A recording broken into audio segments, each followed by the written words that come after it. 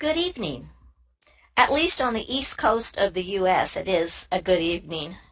I am Jen Blake, and I am sure some of you are wondering about the alphabet soup behind my name. So let me explain to you what that all means. The CDA is Certified Dental Assistant, and it is a national certificate given by the Dental Assisting National Board. EFDA stands for Expanded Functions Dental Assistant, and it is a state credential, sometimes referred to as EFDA. You will also maybe see EDDA after some dental assistants' names, and that stands for Expanded Duties Dental Assistant, or EDA, and it is also a state credential. These two credentials mean something different in every state. The MADAA means I have earned a mastership in the American Dental Assistants Association. To earn this, I had to first earn a fellowship of 300 continuing education clock hours, and then take another 400 hours of CE on top of that to get my mastership. And I agree with you. I know what you're thinking. I really do need to get a life. So I want to thank you for taking the time from your busy lives as a dental assistant, mother or father, wife or husband, girlfriend or boyfriend, daughter or son. Well, you get the idea, don't you? And I want to thank you for spending an hour with me tonight. I realize you all wear many hats. And I also realize we spend more of our waking hours with our dental team than we do with our families. And it is such a big part of who we are. So let's get started on being extraordinary. I know you all are passionate about being a dental assistant. And although what we are going to talk about tonight is not brain surgery, it is definitely one of the most important characteristics of the extraordinary dental assistant. I wish I could see each and every one of you because we are from all over the world during this webinar. Isn't that totally awesome? I just wish I could, but since I can't see you, I did want you to have a picture of me so that you won't be listening to a bodiless voice. Although this picture does look like I'm holding my head up. I hope I can make it through the hour. Here is my disclaimer. The information and opinions expressed or implied in this presentation do not necessarily represent the opinion, position, or official policies of Viva Learning or Air Techniques. Although I will say that both Viva Learning and Air Techniques get it when it comes to dental assistants. They understand we are the heart and soul of the dental practice and that we are not just a dental assistant. So, I'm going to ask the dental assistants to answer this question for me, and we're going to start with our first poll.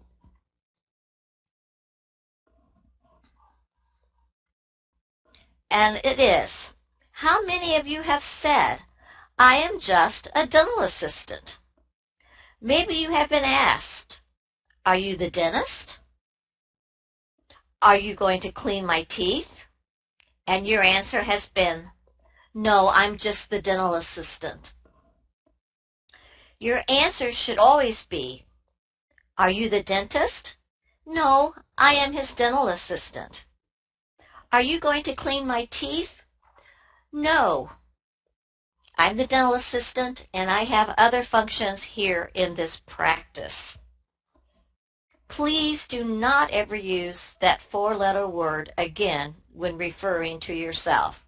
So in the past, let me know how many of you have said, yes, I'm just a dental assistant.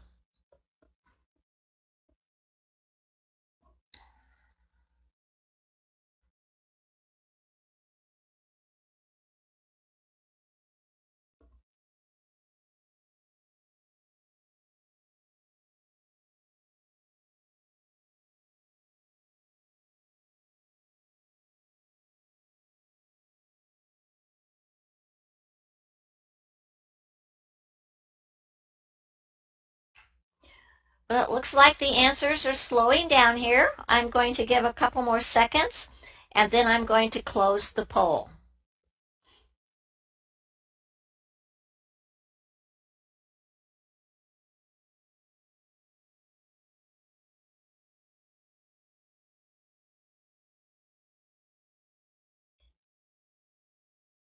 So over 60% of us have said that. And it's kind of a hard habit to stop, especially maybe when you've heard other people on your team say that.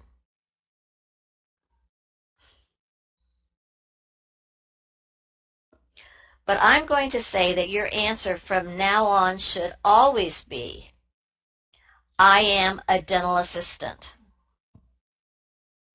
I am a dental assistant, and I'm proud of it. I hope you are too. Air Techniques has been very generous in getting this webinar out to you. Next time you are at a dental meeting, be sure and stop by their booth and thank them for their support of dental assistants. You could also leave a note at airtechniques.com if getting to a dental meeting is hard for you.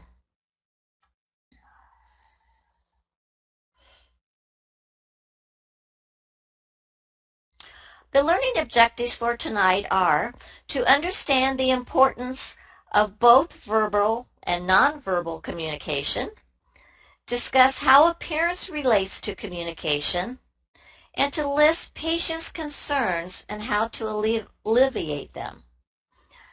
So let's get started. Here's a definition of communication I got off the internet. Dictionary.com states, communication is the exchange of thoughts, messages, or information through speech, signals, writing, or behavior. Many times when we hear the word communication, we think speech or talking. Although talking is a very important part of communication, it definitely is not the only way we communicate. And many times we are using more than one communication vehicle at a time. Throughout our time together, I want you to keep in mind all the different components there are to communicating. And I'm going to add one more component to this definition, and that is appearance. Because appearance is definitely a part of communication.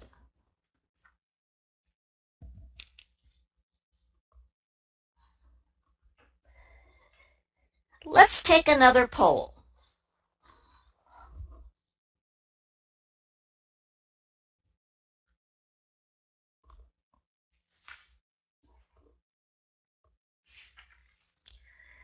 Nonverbal communication is just as important as verbal communication.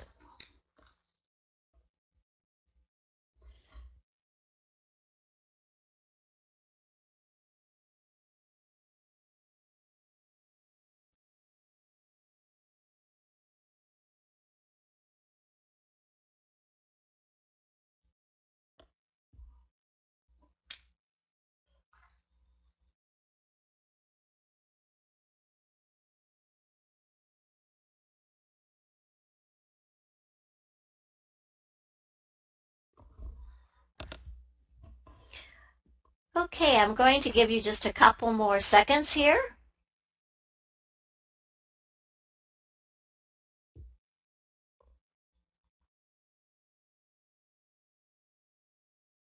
They're still coming in. You guys are doing great with these polls. You're pros at these webinars, I can tell. Okay, I'm going to close the poll.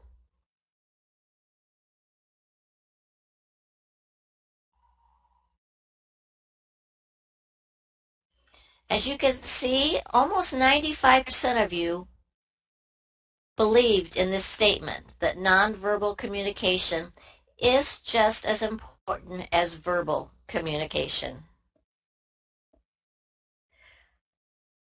But I don't think that we all stop to think about this in our daily lives, especially in the dental practice. Nonverbal communication can be just as, if not more important, as you all thought, than verbal communication. Effective communication is only 7% verbal and 93% nonverbal. Let me say that again. Effective communication is only 7% verbal and 90% nonverbal. And of that 93% of nonverbal, 55 of that is body language and 38% is tone of voice. Boy, doesn't that just make you think of the teenagers in your life when you think of that? But I think it probably applies to us as well.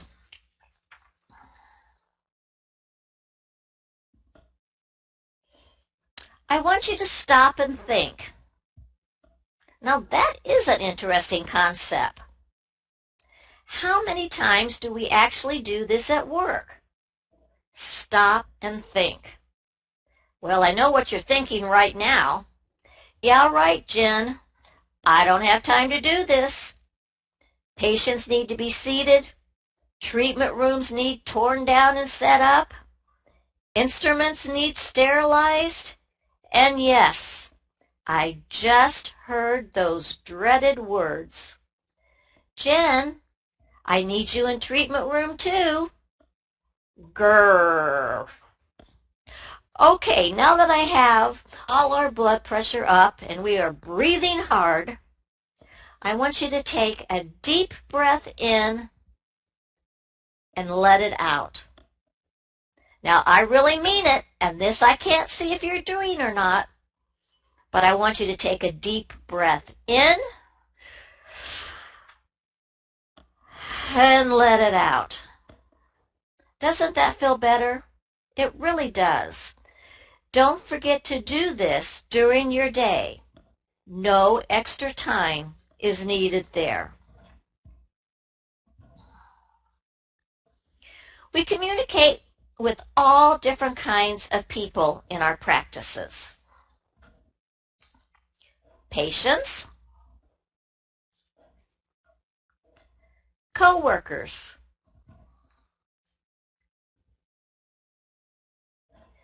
dentist or dentists, depending on what type of practice we work in. Other healthcare professionals, referring dentist, patients' physicians, pharmacists. I know you can add many to this list. Vendors. Vendors would include dental sale reps, the U.S. mail carrier, UPS, FedEx delivery personnel, insurance companies, and on and on. Let's talk about the patients first.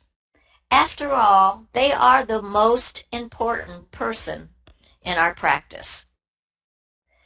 Things we know that patients do not like. They don't like that we are always late. They don't like that staff bickers in front of them. And they do not like us using their chest as a tray.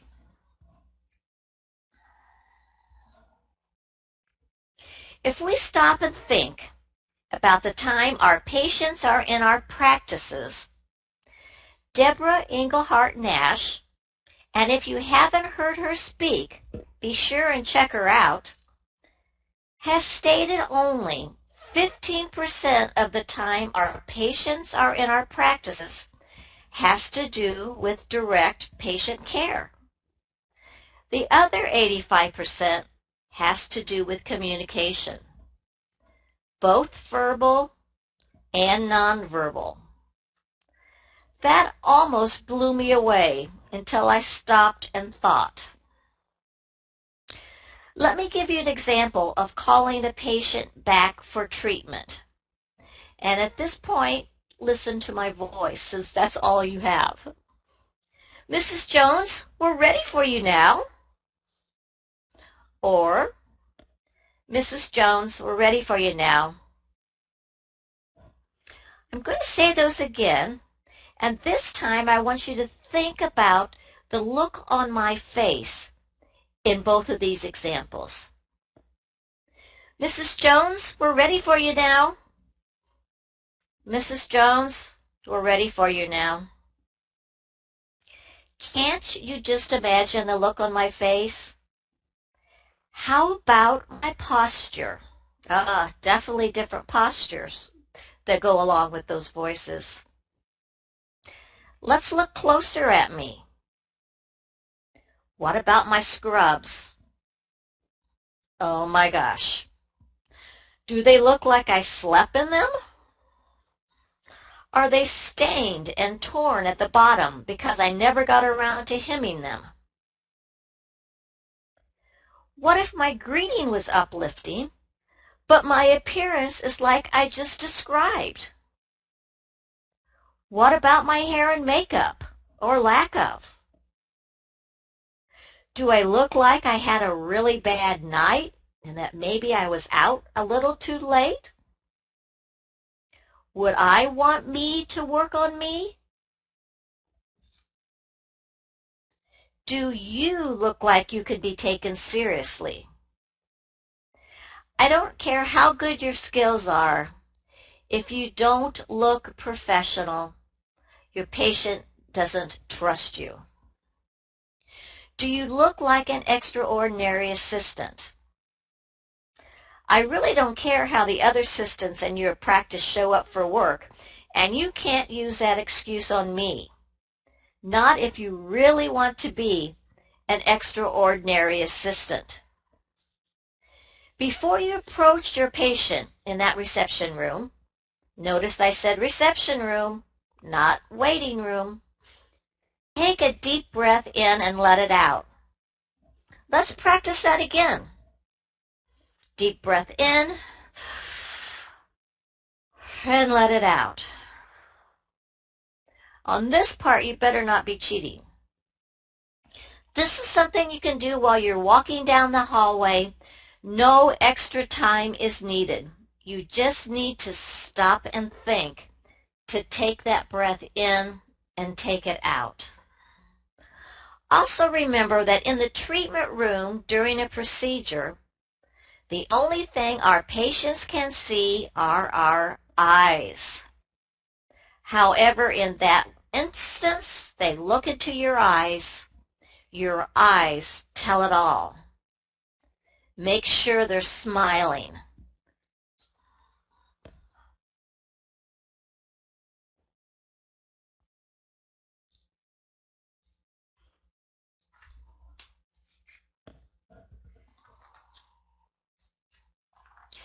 Do you believe this? The patient's decision to accept treatment happens with the clinical team? It sure does. Happens all the time, and we know that.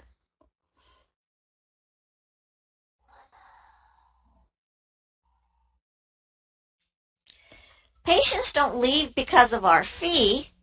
They just don't like doing business with us. Deborah Englehart Nash also states there are many reasons patients leave a practice. Some will die. Some will move. Some will need to go to certain practices because of their insurance carrier and things like that we can't control. However, these reasons only make up about 30% of the patients who leave, and close to 70% leave because of the indifference of the whole dental team. They just do not like to do business with us. They are spending a lot of their hard-earned money to come to our practice. Why should they come if we don't make them feel special? Patients don't know if we are doing average or exceptional dentistry. What they do know is how we make them feel. There are patients who leave after their appointment and you are thinking, bam, everything is wonderful and your team really nailed it. But guess what? In the patient's opinion, that might not be so. And you don't have a clue. That's why it's so important to have patient-centered care. That sign should be in the break room, the sterilization area, the lab, any place you see all the time. We need to figure out what they truly value. And how do we find this out? We ask them. I want to go back for a minute to the patient's decision to accept treatment happens with the clinical team. And I want to do another poll. And I want to see how many of you really do believe this to be true. That the patient's decision to accept treatment happens with the clinical team.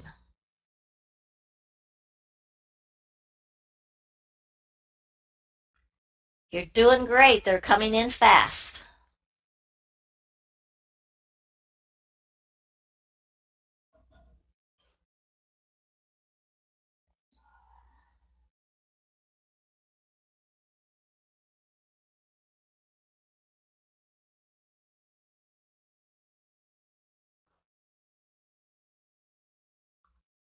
Just a couple more seconds.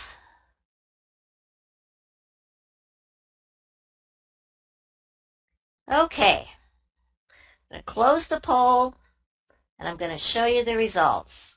90% of you do believe this, that the patient's decision to accept treatment happens with the clinical team. And you know how we know this? Because after our doctors have explained the treatment plan or procedure and have gone to check a hygiene patient, what do our patients do? They turn to us and say, "What did he just say?" Doesn't matter how well it was explained, they still do this. And if they don't, we should say, "Would you like me to go over again what Dr. Brown explained?" Again, patient-centered treatment. Maybe they're just too scared and don't want to ask because they're afraid you'll think they're dumb. Do you have any questions I can help you with? This is one of the reasons why it's extremely important that we use the time alone with our patients to educate them and be totally engaged in them. I'm not talking just about small talk.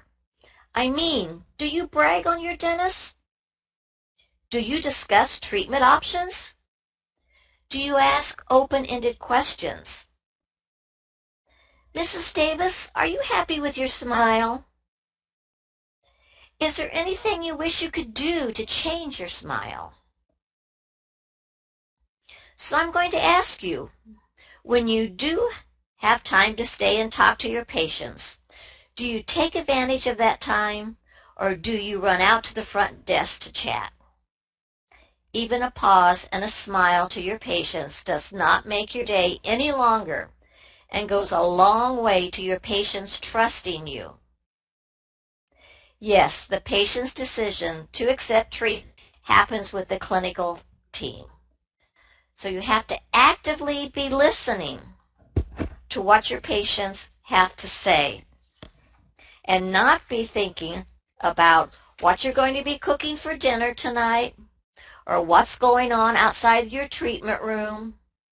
Patients know when you're not actively listening. So as you're escorting your patient out to the business area, ask this simple question.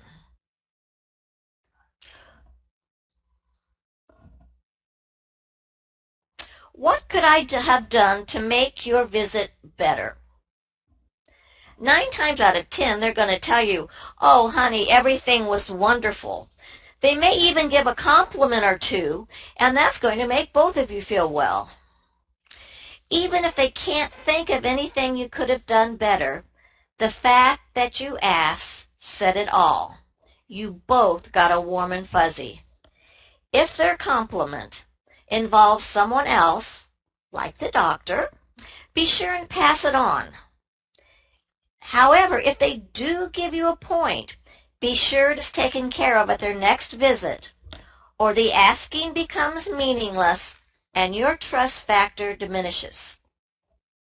70% of patients who leave our practice do so because they don't like doing business with us.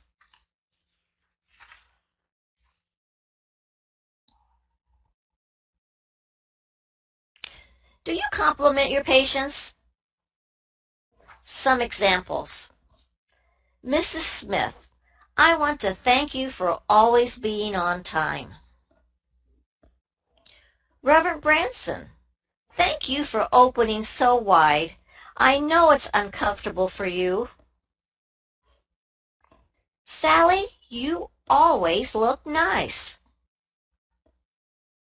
Mr. Clayton, you are looking dapper today. Jim, you always have a smile on your face.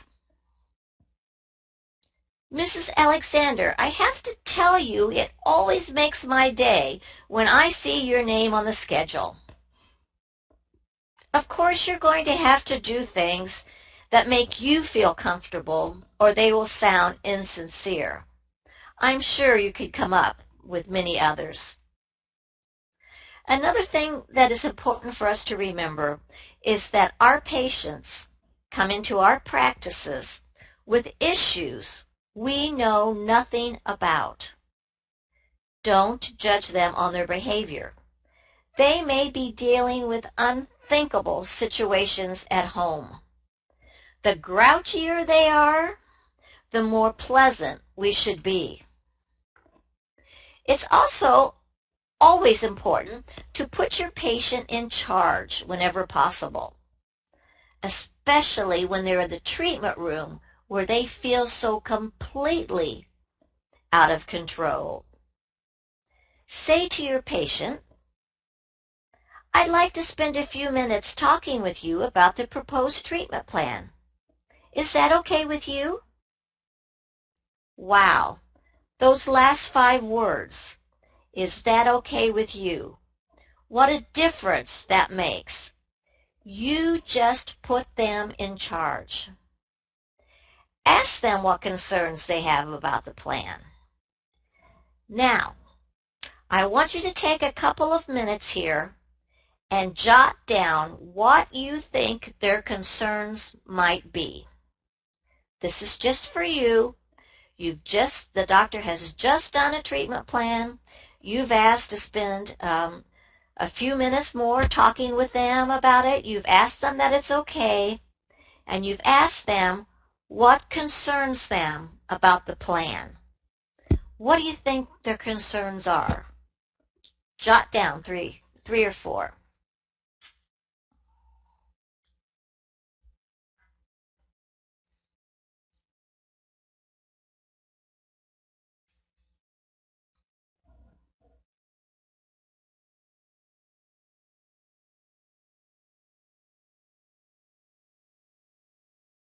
Oh yeah, I'm sure one of us had this one. Will it hurt? That is always on their mind. 30 to 40 million people avoid going to the dentist because of dental anxiety and fear. Will it hurt? Yes. Second one, how much will it cost? Is your practice offering financing options? Now, you might be saying yes, but if this means you have a little sign at the front desk that says we accept MasterCard and Visa, that's not good enough. You need to be explaining to your patients that you have them, and there are other alternatives other than just putting it on their Visa or their Master. We should never make assumptions whether they can or cannot afford treatment by the way they are dressed. So if you don't have special affordable financing available, you need to get started on that ASAP. Will my insurance cover it all? Yep, you know that one's going to come up. Someone in your practice should be able to answer this, even though it may not be you. Make sure they get this information before they leave your practice. And maybe the most important question is, do I really need this? Is that not one that always comes to you and probably not to the doctor? If they ask you this, you know they trust you. Do not take their trust lightly. Make sure you have answers to these questions. And remember, your body language and the tone of your voice is a huge part of your answer. So they're going to want to know, does it hurt? How much does it cost? Will my insurance cover it? And do I really need it? Now, there's all kinds of questions that they probably may not ask. And the number one question on their mind that they probably will not ask is this one. Are you using proper infection control procedures? It seems like every couple of months, and here recently it's been every couple of weeks, there's another infection control breach in a dental practice that makes the headlines. So this is an area that I am going to strongly suggest you be proactive with your patients. Don't wait for them to ask you the question, because they would be afraid that you thought that they were maybe doubting you. So be proactive. And there's plenty of times you can do this. And even though I know you're thinking, oh boy, I don't have time for that, I challenge you to find the place where you can do this that will not take extra time. How about when you are placing the bib and washing your hands? You can say, I wanted to put your mind at ease and let you know, here at Lakeside Dental, we take infection control seriously and use procedures mandated by the U.S. Occupational Health and Safety Administration and recommended by the Center for Disease Control and Prevention. There are some examples right here in this treatment room. Point them out and briefly explain their purpose. So, as you are washing your hands, this product I'm using will remove 99.99% of the germs on my hands in 15 seconds. Now, no need to confuse them about the fact that that statistic only works if your hands are not visibly soiled, because you know that. But give them this information so they can see what you're doing. The container on the counter, let me try that again. The container on the counter to your left is what we use to carry used instruments back to the sterilization area, where they can be properly cleaned and sterilized. These are products used to disinfect surfaces in this treatment room that cannot be covered. I am sure you have noticed all the areas in the room here that we have covered. These covers are changed between each patient, and then these products are used on areas that cannot be covered. We even make sure the suction and water lines are clean and safe for you. Do you have any other questions I can answer for you? This conversation just took less than 2 minutes and is one of the most important verbal conversations you can have with your patients. You can be sure they will share with their friends that Lakeside Dental uses proper infection control techniques. Now, it's not only infection control, but here lately there has been another topic in the news.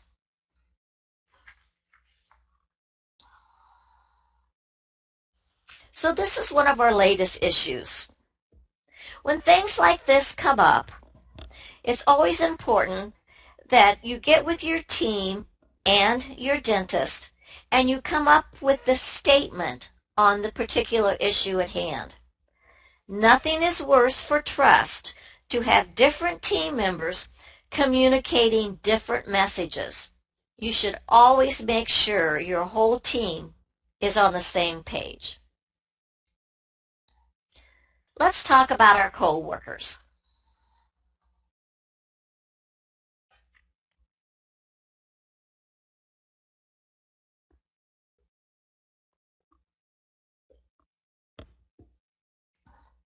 I think I hear you giggling as you read this.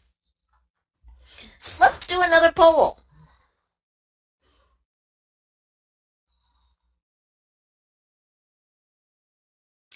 Do these two cartoons ring true in your practice?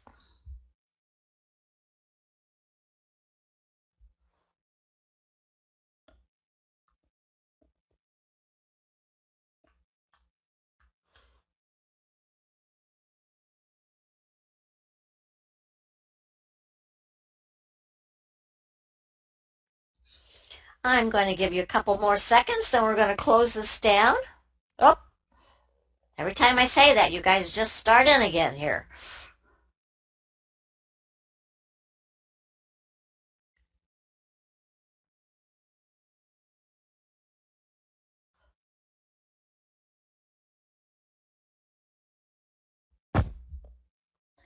Okay, I'm going to close the poll.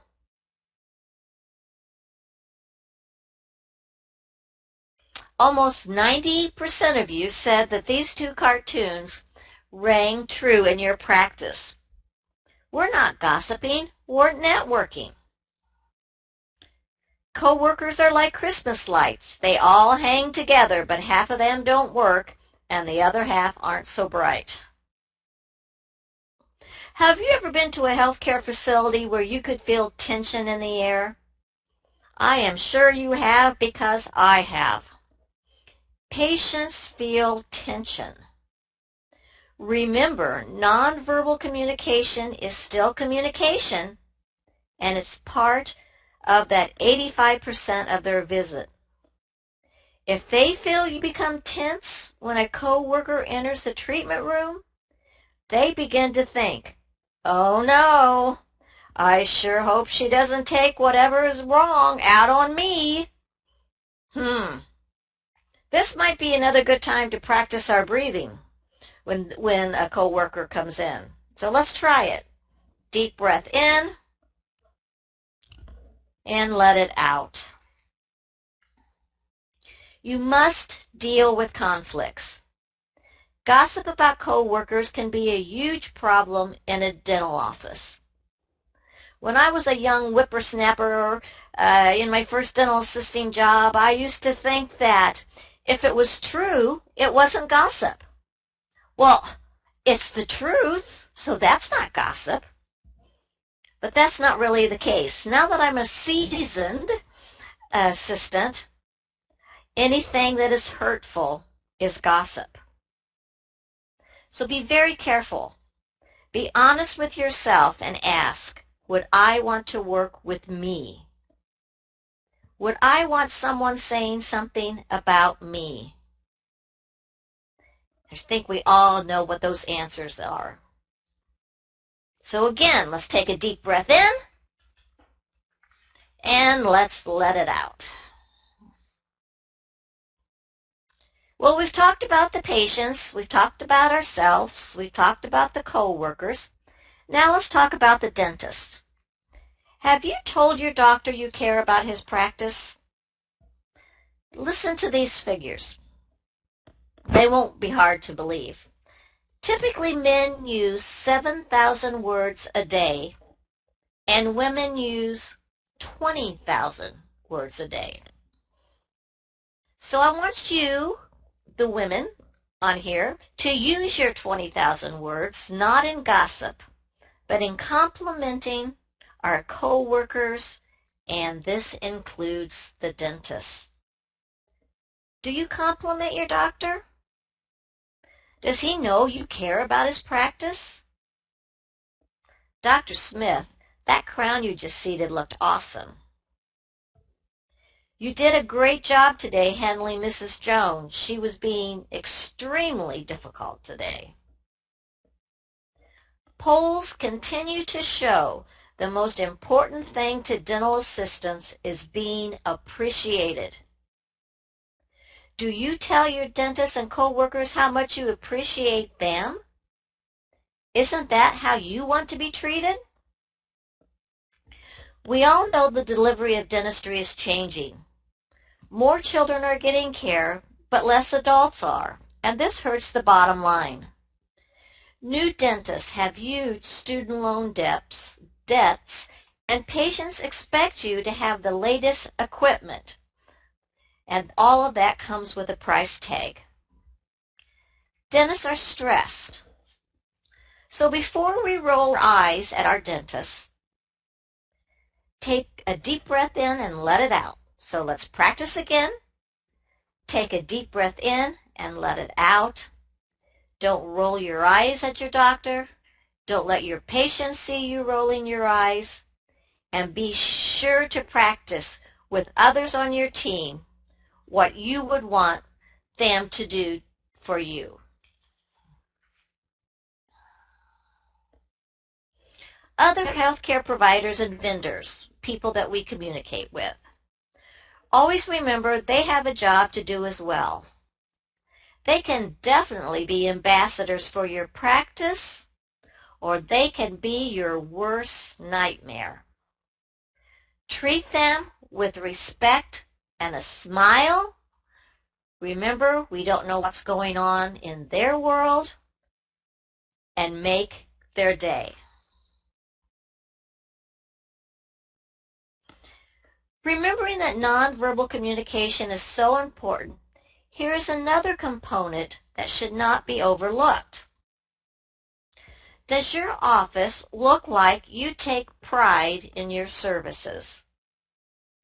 When you take a patient back to the treatment room, can they see into the lab or sterilization area?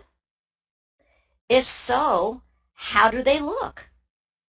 How about those magazines in the reception room? It is all about the details. It does not cost money to keep your office clean and straightened. We have all heard that you should sit down in the treatment chair and look around and see what your patient sees.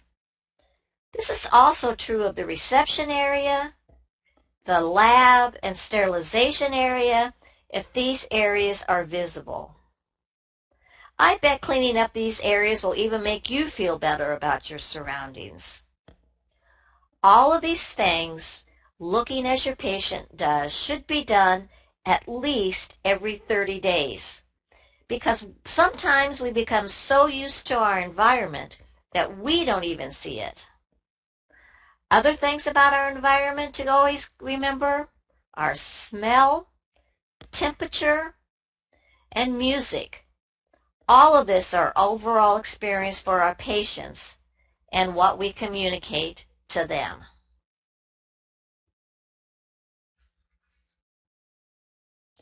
This is another important area. And I'm very interested in this. So we're going to do a poll. Can you tell I love polls? I just like to watch you guys in. Is your practice using social media? Here we go.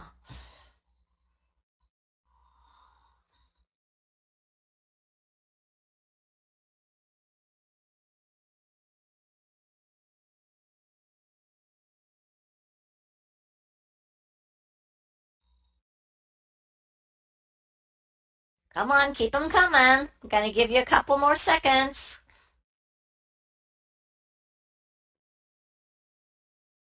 Okay, I'm going to close the poll.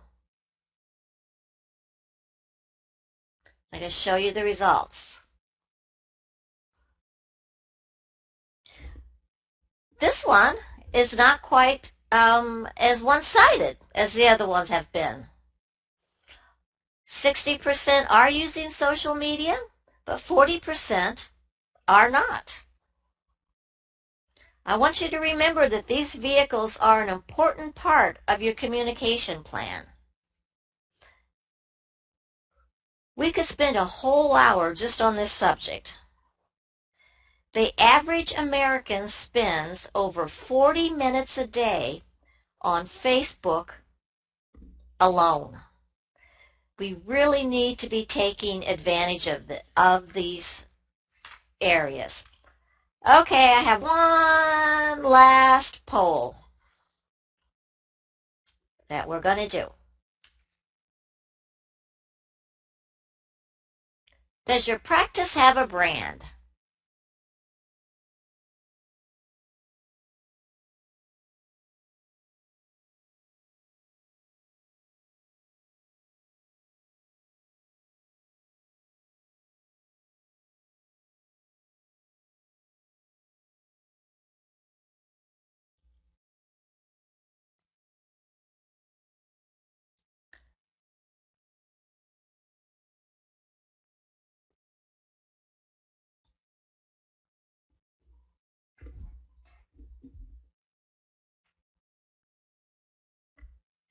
Couple more seconds.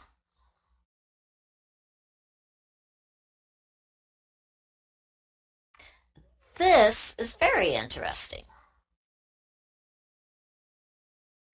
A huge majority of you think your practice does not have a brand. Now maybe it's because I used the word brand. Maybe if I would have used the word logo, I might have gotten a little different response. But a brand is much more than a logo. It's such a huge part of your practice. Do your practices have mission statements? And if they do you know what they are and do you practice it? Your mission statement is also part of your brand. It doesn't have to be anything complicated. Dedicated to quality patient care. That's an example of a mission statement, which is also part of your written communication plan. A mission statement becomes the heart and soul of your practice. In social media, it's so important to stay consistent with your message across the board. Everything should look and feel the same. So this includes website, Facebook, Twitter, LinkedIn, your stationery, business cards, newsletters, anything in print. We know that social media is a broad term. And if you Google social media for dentists, there are close to 10 million results. But the concept of social media is very simple. It involves communicating with people, and in our case, our patients. It makes us human. Please, if you are going to be on social media, make sure that you do it right. Don't use stock photos. Show off your practice. Patients like to know about your dental team. They shouldn't feel sterile. They should feel personal. The website should be easy to navigate. Contact information easy to find, no more than one click away. The thing that is important is that it must be kept current. It is a place not to advertise, but to sell your practice. Get reviews from patients. 87% of new patients trust online reviews, and that is just below or just behind family reviews. So get pictures of patients on there. Of course, you need to get a signed release first. You can't just do it with having permission. That's against HIPAA. We all know that. But Facebook, important to be there. It is here to stay, for sure. Over 50 is the fastest growing age group on Facebook, so you can't use the excuse that your patients are too old.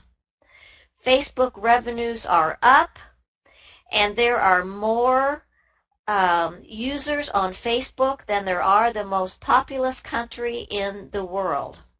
China has 1.3 billion, and Facebook has over 1.6 billion.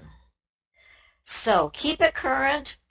Post. Always post at the same time every week. They say that Thursday evenings are a really good time to post. It's a good place to highlight different staff. Talk about community events, especially if your practice is involved in them. Have a contest on Facebook who like your page. Talk to them about continuing education. Give oral health messages. You can write them yourself or get them from a service. They're very inexpensive. And there are free apps that have fun dental facts and dental jokes that you could post.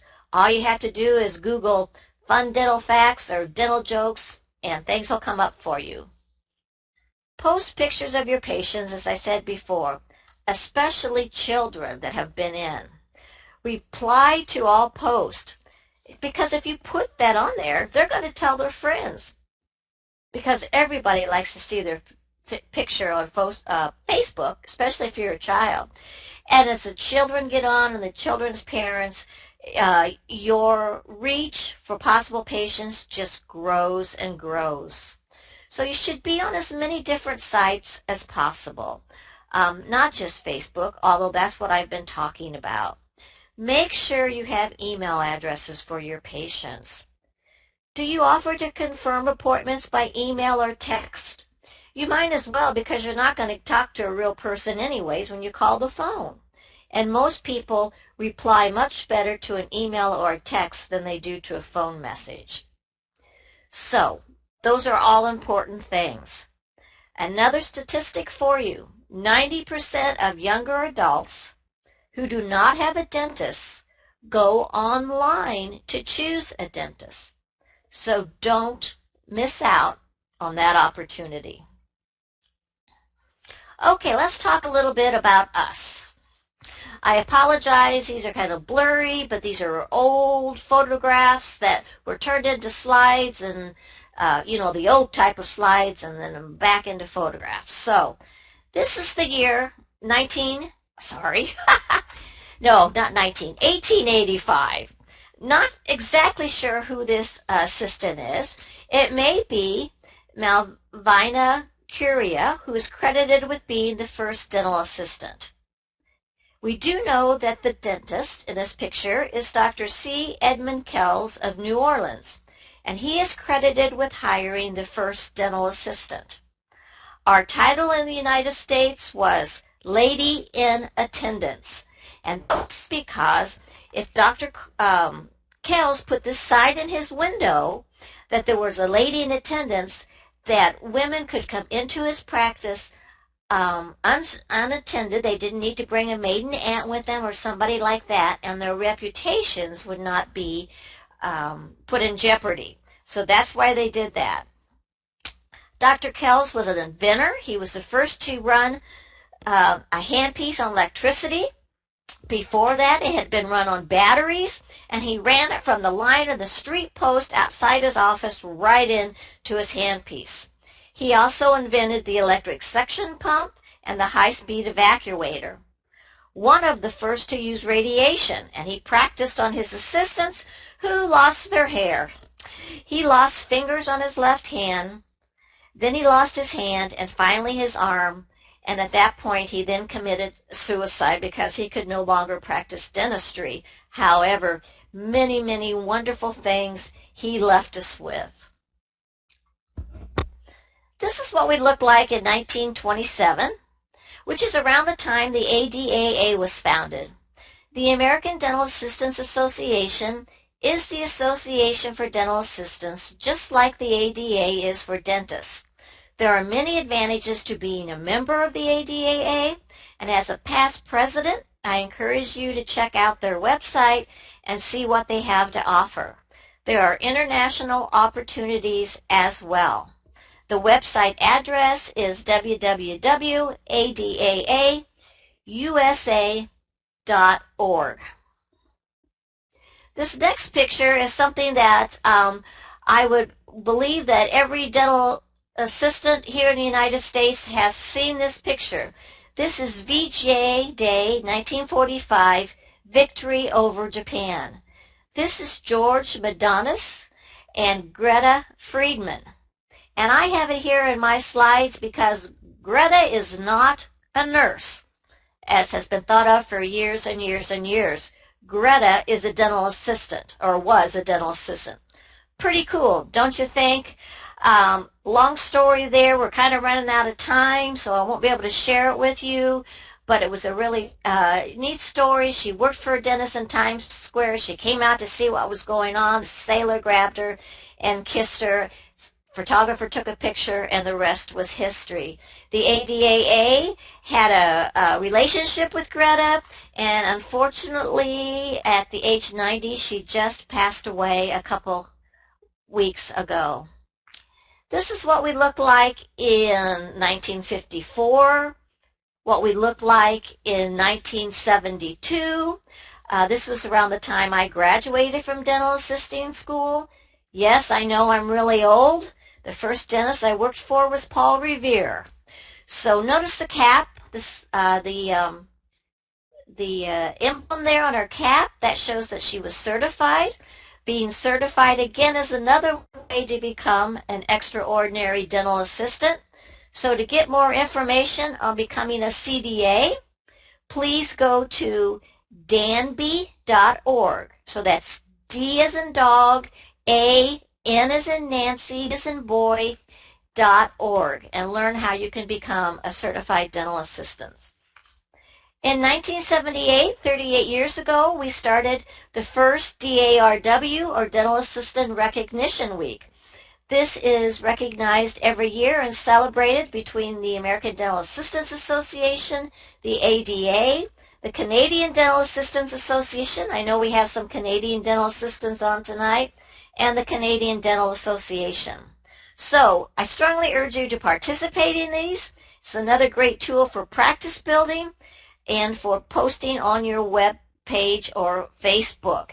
It is always the first full week of March. The first full week of March. And this is what we look like today. A couple weeks ago, another exciting group has started for dental assistants. It's called IgniteDA.net. That's IGNITEDA.net. Kevin Henry, who is in dental publishing and a great supporter of dental assistants, has started this group where dental assistants can join together on the web and get continuing education, have chat rooms, help make our profession up to the next level, and I'm excited to see what's going to happen with that.